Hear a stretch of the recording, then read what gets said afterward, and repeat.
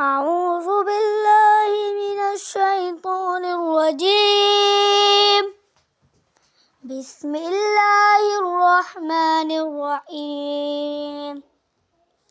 قل أعوذ برب الفلق من شر ما خلق ومن شر غاسق إذا وقب ومن شر النفاثات في العقد ومن شر حاسد إذا حسد.